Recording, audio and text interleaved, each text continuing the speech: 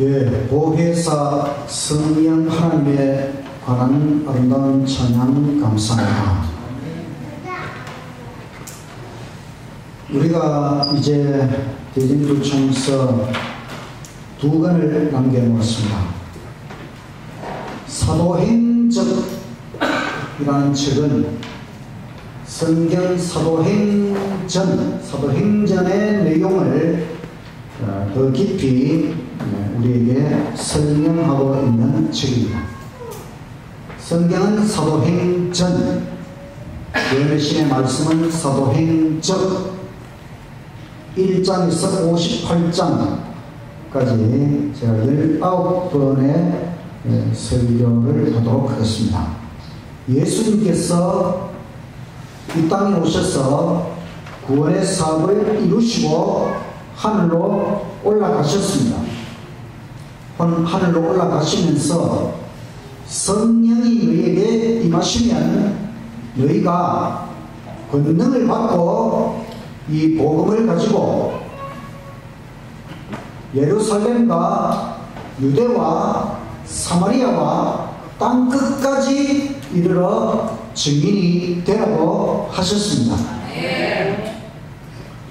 이 사도행적 또 사도행전의 내용은 예수님 승천 이후에 제자들이 사도가 되었어. 사도라는 말은 보냄을 받은 자, 예수님에 의해서 보냄을 받은 사도가 되었어. 복음을 들고 땅 끝까지 증거하는 내용이 나옵니다. 우리는 이 복음이 2000년 지나서 지금 땅 끝까지 증거되었다고 생각하지만, 그러나 실제로는 사도시대에 사도들이 이미 땅 끝까지 복음 전파하는 일을 완수했다고 하는 것입니다. 이 말이 사도행전을 읽다 보면 분명히 나옵니다. 어디서 나오는지 여러분 한번 찾아보시기 바랍니다. 사도들은 자기들의 시대에 복음을 땅 끝까지 전하고 예수님 재림을 맞이한다고 생각하고 그 정도로 열심을 다해서 예수님 복음을 전했다고 하는 것입니다. 그 사도행적의 놀라운 이야기입니다. 지난 화요일 시간에 이어서 오늘은 4장 오순절, 5장 성령 선물, 6장 예수 이름으로 이 세 장의 말씀 성령 강림 이런 제목으로 말씀을 드리겠습니다. 사도행전 4장 오순절. 오순절이라는 절기는 예수님이 십자가에 돌아가신 날이 유월절, 그 다음 날은 무교절, 그 다음 날 부활하신 날은 초실절. 이때로부터 50일이 지나서 오순절, 이 오순절 절기에 성령 강림이 일어났다. 사도행전 2장 1절. 오순절 날이 이미 이르매 그들이 다 같이 한 곳에 모였더니 호련히 하늘로부터 급하고 강한 바람 같은 소리가 있어 그들이 앉은 온 집에 가득하며 마치 불의 혀처럼 갈라지는 것들이 그들에게 보여 각 사람 위에 하나씩 임하여 있더니 그들이 다 성령의 충만함을 받고 성령이 말하게 하심을 따라 다른 언어들로 말하기를 시작하니라.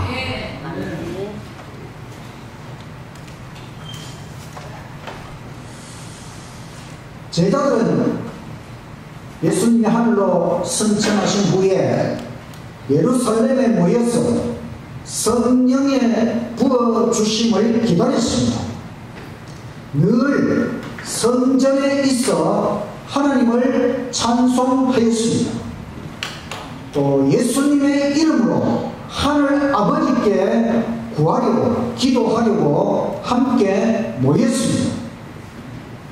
참된 회개, 모든 죄를 회개하고 또 마음의 결비, 또 불신을 자복하는 이와 같은 일을 실천하였습니다.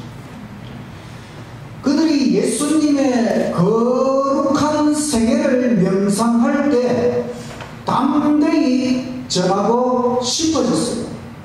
이 예수님을 온 세상에 나가서 전해야 되겠다, 이런 마음을 갖게 되고 또 사람들을 만나기에 적합하게 되도록 매우 열렬히 기도했다는 것입니다. 또 불화, 또 재산권 욕망을 버리고 그리스도인 교제로 친밀해졌다고 하는 것입니다. 그전에는 서로 제자들이 서로 높은 자리에 올라가려고 그렇게 재산권 욕망을 가지고 또 서로 싸우고 이렇게 했지만은 이제는 그리스도인 교제로 친밀해지고 이제 제자들은 탐험하였습니다. 예수님께서 약속하신 성령 강림, 성령의 선물이 부어지도록 이 땅에서는 제자들이 탐험하였고 예수님께서 또 하늘에서 하늘 아버지께 간구하심으로 마침내 오순절날 하늘로부터 성령이 충만히 임하셨다고 하는 것입니다. 아멘. 성령의 강화는 참회, 자복, 기도, 용서, 찬양, 감사, 예언, 이와 같은 것들이 충만하게 일어나도록 하였습니다. 성령의 검은 모든 불신을 제거하였습니다. 하루에 수천 명이 회개하는 놀라운 일이 벌어지게 되었습니다. 이처럼 놀라운 성령이 이 땅에 쏟아져 내린 것은 바로 구주 예수 그리스도, 우리의 구세주 예수님께서 하늘 보좌에 올라가셔서 침식 왕으로서 또 대제사장으로서 침하셨다고 하는 그 침식의 결과가 바로 성령의 기운이 이 땅에까지 흘러 쏟아 부어지는 것으로 나타난 것입니다. 예수님은 그리스도 메시아, 기름 부음을 받은 자, 예수님은 기름 부음 받은 왕이시고 하늘과 땅의 모든 권세를 가지셨다고 하는 것, 그리고 제자들에게 약속하신 성령을 보내셨습니다. 이제는 예수님이 모든 권한을 가지셨습니다. 예수님이 이 땅에 오셔서 십자가에서 모든 것을 이루셨기 때문에 그 권세로 아버지로부터 인정을 받는 그 권세를 가지시고 이제는 구속사업을 예수님이 원하시는 대로 이루어 가실 수 있는 것입니다. 그 구속사업의 온전한 성취를 위하여 성령을 우리에게 보내셨다. 성령이 이 땅에 내릴 때에 불의 혀 모양으로 내려왔다. 불이 이 사람의 혀 모양으로 나타난 것은 이 성령을 받은 제자들이 알지 못하던 언어들을 유창하게 말하는 능력을 받았다. 복음을 전하는 데 있어서 언어적인 제한은 상당한 것입니다. 제자들은 많이 배울 사람들도 아니고 또 자기들이 사용하는 그 언어밖에 몰라요. 근데 이 복음을 땅끝까지 가지고 가려면 여러 나라의 언어들을 습득해야만 수 있잖아요. 바로 하나님의 성령께서 불의 혀 모양으로 나타나셔서 이 제자들이 세계 여러 나라의 언어들을 마음대로 구사할 수 있는 그런 능력을 주셨다고 하는 것입니다. 놀라운 일이죠, 여러분. 우리가 우리말은 잘 사용합니다. 왜냐하면 태어나서부터 우리말을 사용했으니까. 근데 저는 영어를 잘 못합니다. 중학교, 고등학교, 대학교 계속 영어를 배웠지만 영어로는 말을 못하고 잘 듣지도 못하고 다른 언어를 습득하는 것은 굉장히 어려운 일이거든요. 근데 하나님의 성령은 이 모든 것을 뛰어넘어서 여러 가지 언어들을 제자들이 구사할 수 있는 이런 능력을 주셨다고 하는 것입니다. 오늘날 어떤 교회에서 그 성령의 방언에 대해서 아마 이상한 짓거림 이런 거를 무슨 성령의 방언이라고 생각하는데 전혀 아닙니다. 그것은 아니고 이상한 짓거림은 사실 사탄 마귀로부터 오는 것이고 진짜 성령의 방언은 외국어를 잘 구사할 수 있도록 해서 복음을 잘 전할 수 있도록 이것이 바로 성령의 참된 방언이다. 또 불의 모양으로 나타났다고 하는 것은 불붙는 열정, 또 사업에 수반될 능력을 나타내는 것입니다. 불처럼 타올라서 세상을 예수 복음으로 불태우도록.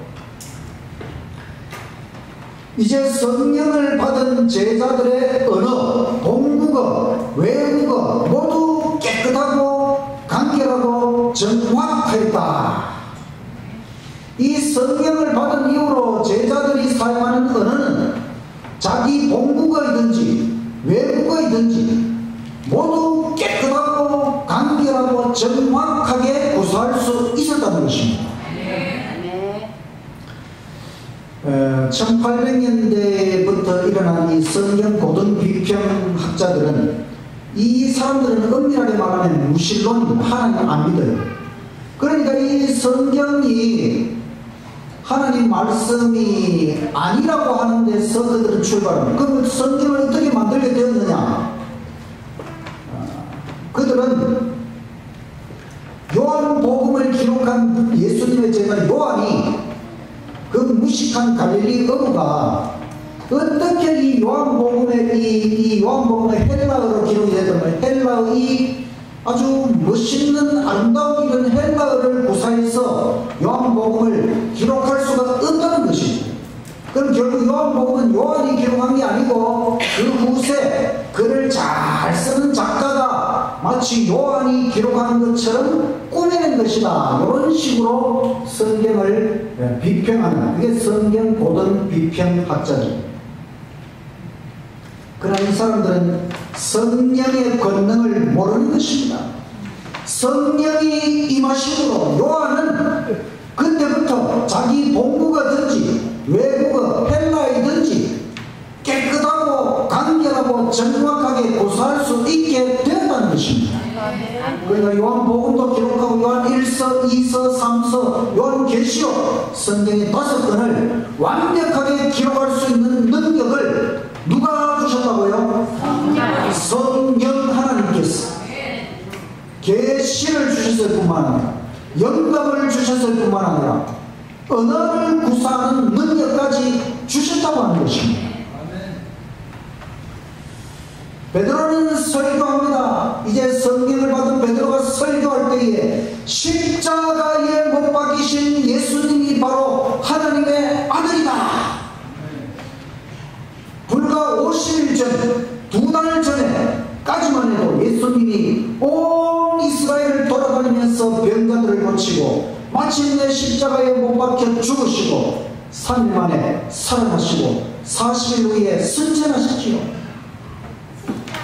열흘 정도 지나서 오순절에 성령 강림이 일어나고 그때에 이 베드로가 십자가에 못 박히신 예수님 이렇게 하면 사람들이 다 알아듣습니다. 왜냐하면 불과 2달 전에 예수님이 그들 가운데 있었기 때문에 그분이 바로 하나님의 아들이라고 하는 것입니다. 이 베드로의 설교를 듣고 제사장들과 관원들은 떠났다고 하는 것입니다. 그리고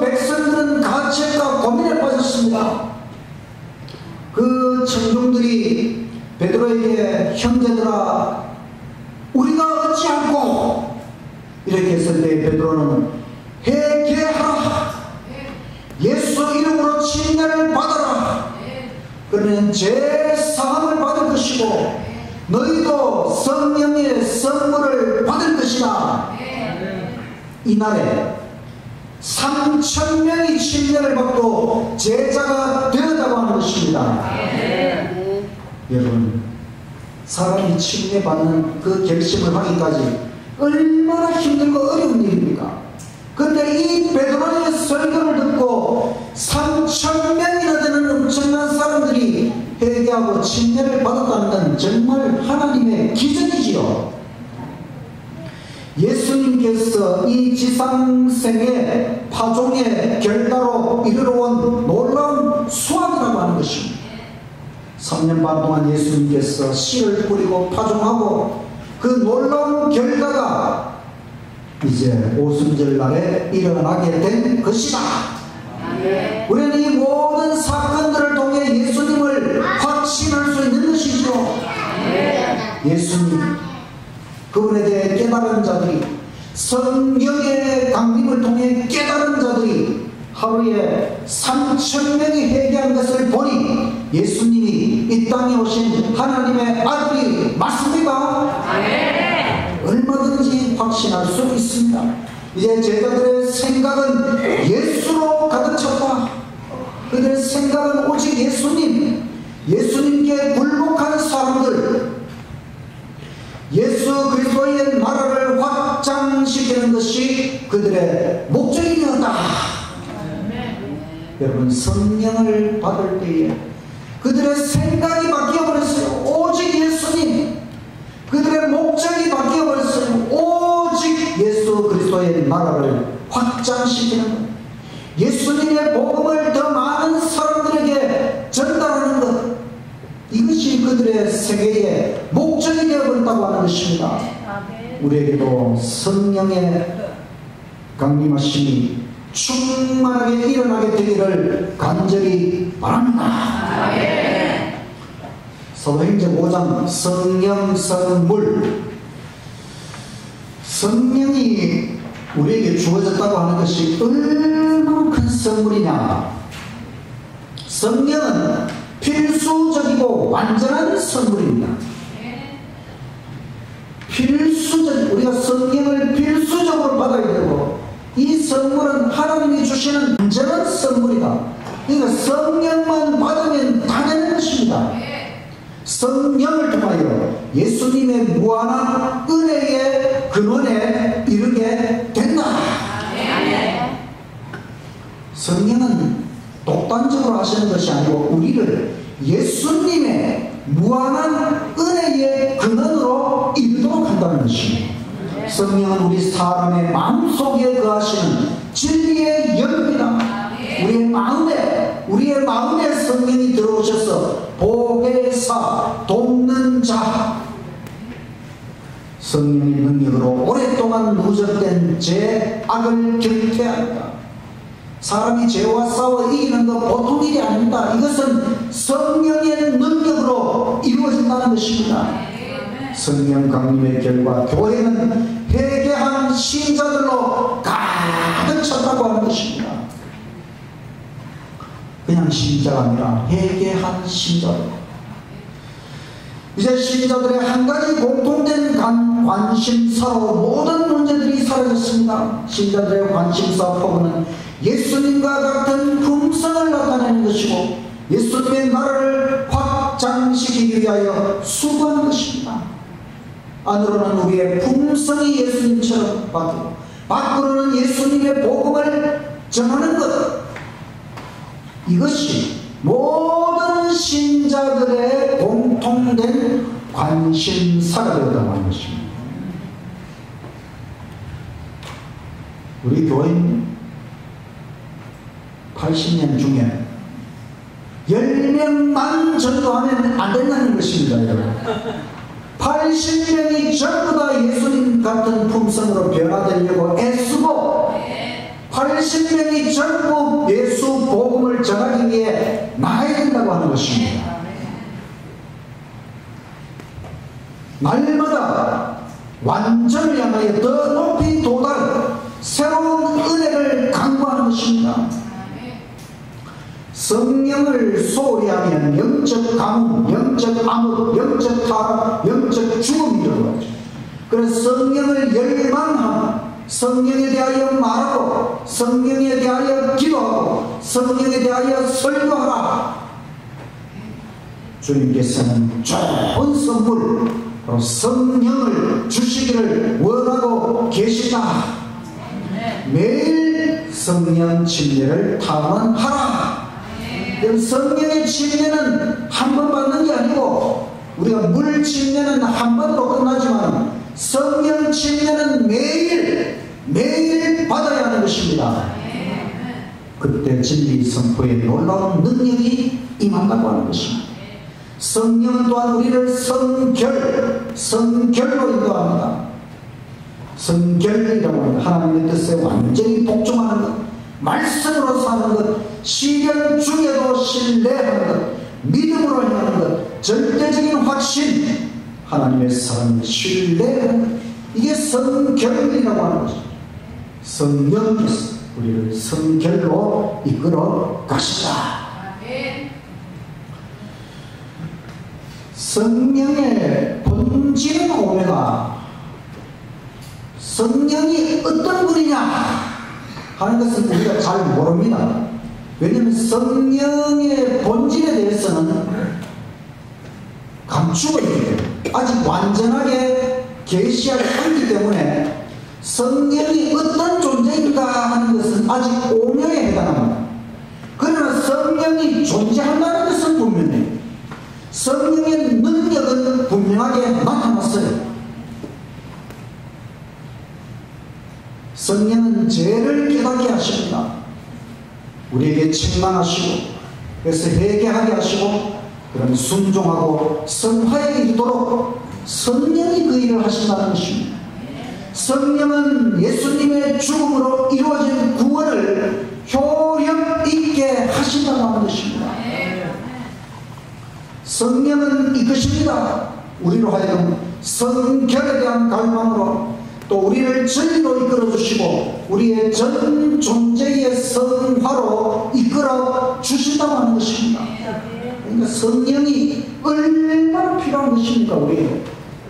사실 성령은 오순절에 처음 내린 것이 아니고 태초부터 종말까지 계속하여 역사하신다는 것입니다. 우리가 구약에서는 잘 몰랐을 뿐이지, 성령은 사실 태초부터 종말까지 계속하여 역사하신다. 종말, 이 마지막 종말의 참교회, 바로 제7일 안식일 예수 재림교회, 하나님께서 늦은 비 성령의 임하심을 약속하셨습니다.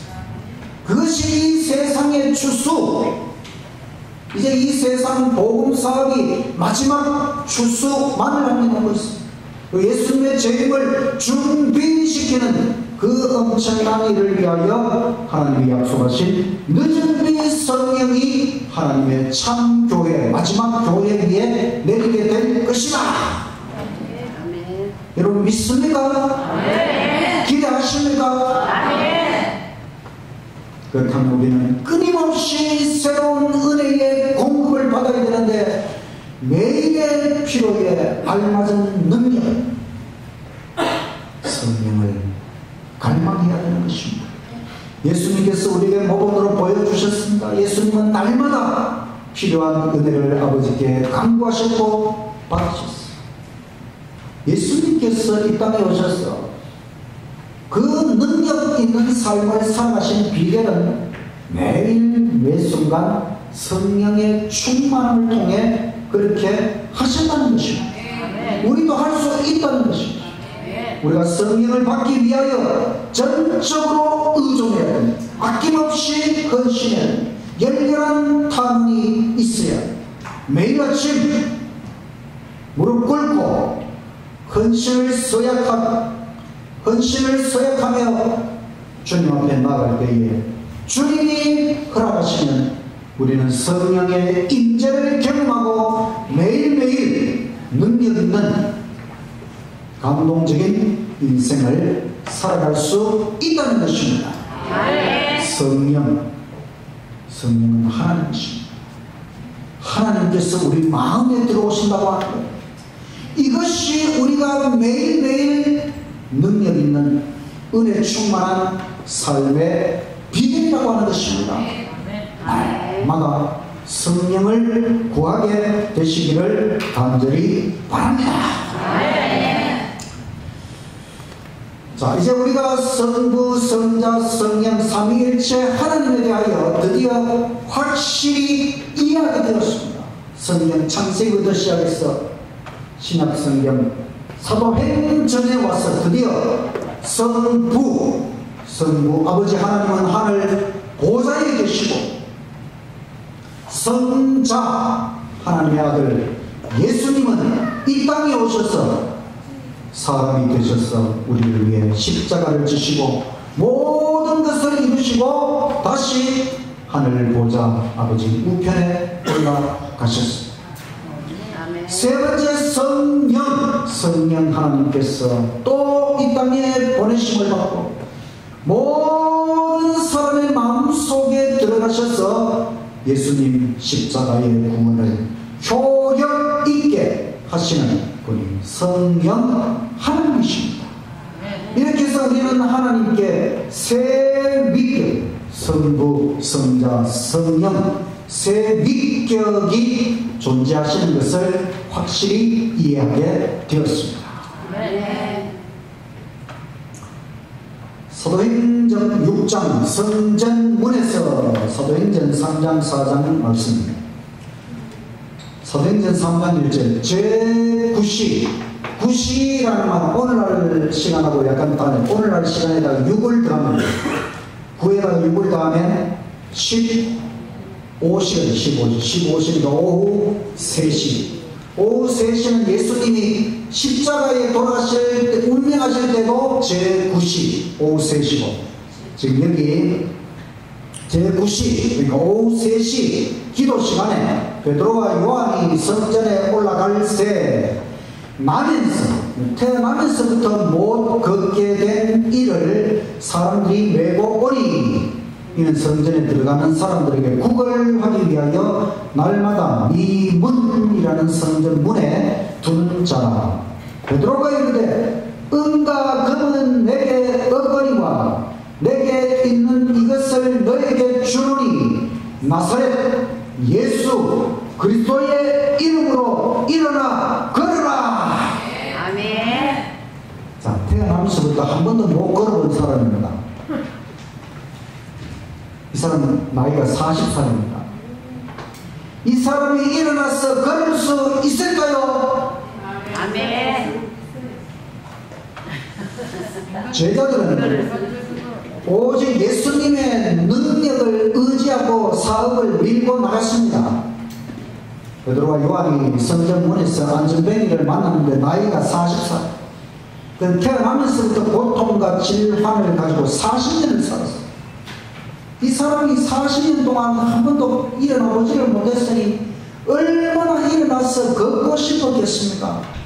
그런데 이 사람은 예수님에 대한 소문을 들었어요. 예수님께 가기만 하면 자기도 나을 수 있다는 희망을 가졌어요. 그래서 예수님을 만나기로 되도록 소원하고, 자기 혼자 힘으로는 올 수가 없잖아요. 그 친구들 도움으로 예루살렘 성전 문에 도착을 했는데, 그에게 들려오는 소식은 예수님이 십자가에서 처형당해서 죽었다. 이 소식을 들었어요. 이 사람 희망이 싹 사라지는 것처럼 보였어요.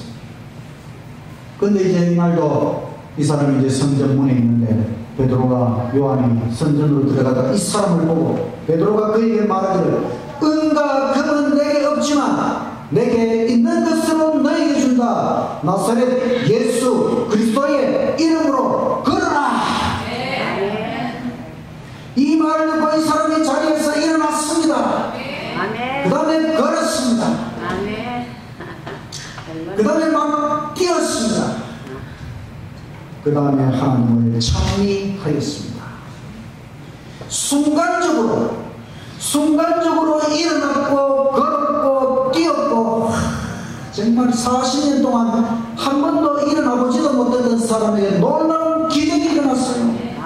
사람들이 그것을 보고 다 놀랐습니다. 그때 베드로가 사람들에게 왜 우리를 주목하느냐? 예수로 말미암아 나는 믿으니 이같이 완전히 낫게 하였다.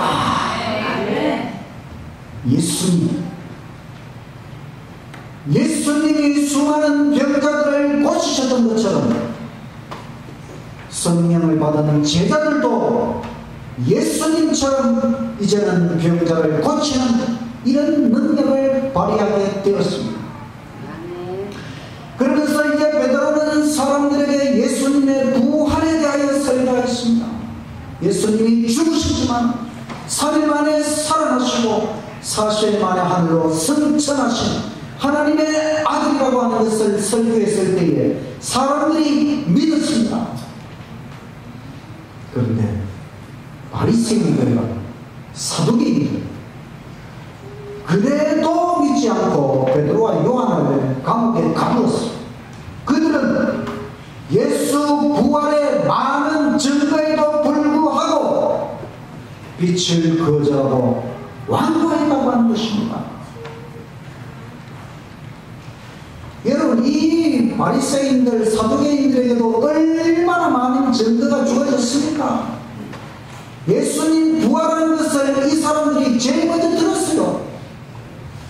100명의 로마 군인들이 지키다가 예수님 부활 기적을 바라보고는 내려가서 이 사람들에게 이야기 먼저 이야기했잖아요. 그때부터 해서 많은 부활의 증거들이 있었지만은 이 빛을 거절하고 그들은 굴복하지 않기로 결심했어요.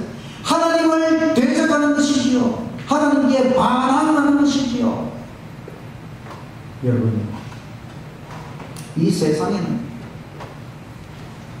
이렇게 많은 증거가 하나님의 말씀 전체가 우리에게 믿을 만한 증거로 주어졌지만은 끝내 거부하는 사람도 있고, 그러나 이 믿음, 하나님의 말씀, 이 증거, 이 믿음을 가지고 하나님을 붙잡고 믿음으로 나아가는 사람도 있다고 하는 것입니다. 오늘 이 자리에 참석하신 모든 분들은 정말 예수님을 확실히 믿고 오직 믿음으로 하나님 앞에 나아가시기를 간절히 바랍니다. 이제 베드로와 요한이 감옥에서 사내들인 앞으로 불려나왔어요. 그들은 베드로가 또 예수님을 부인하기를 기대했습니다. 그때 예수님이 잡혀갈 때에 베드로가 그 따라갔다가 예수님 모른다고 3번이나 부인했잖아요. 그래서 또 그렇게 되기를 기대하고 베드로에게 위협하고 겁을 주고 그렇게 했습니다. 그러나 베드로는 변했습니다. 베드로는 이제 옛날의 베드로가 아니죠. 베드로는 마치 예수님처럼 말하였다. 이제 정말 베드로가 예수님이 말씀하신 것처럼 이 예수는 너희 건축자들이 버린 돌이다.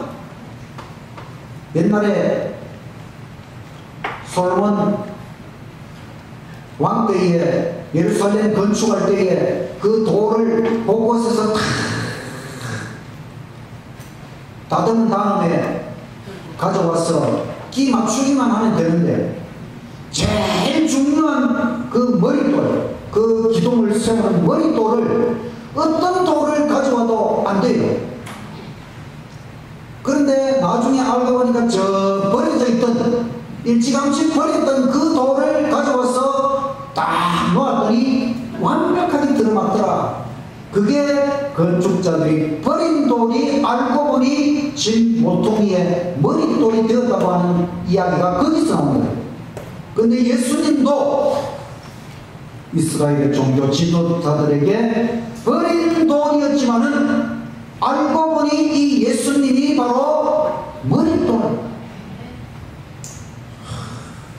예수님이 바로 이 구원의 기초돌, 가장 중요한 돌 예수님이시지요. 너희들이 예수님을 버렸지만 이 예수님은 진짜 하나님의 구원의 계획의 머릿돌이라고 하는 것을 베드로가 설교하였습니다. 오직 예수, 초대교회의 역사를 특징짓는 능력의 비밀은 오직 예수. 예수님이 승천하신 후에도 제자들은 예수의 인격적인 임재를 느꼈다고 하는 것입니다.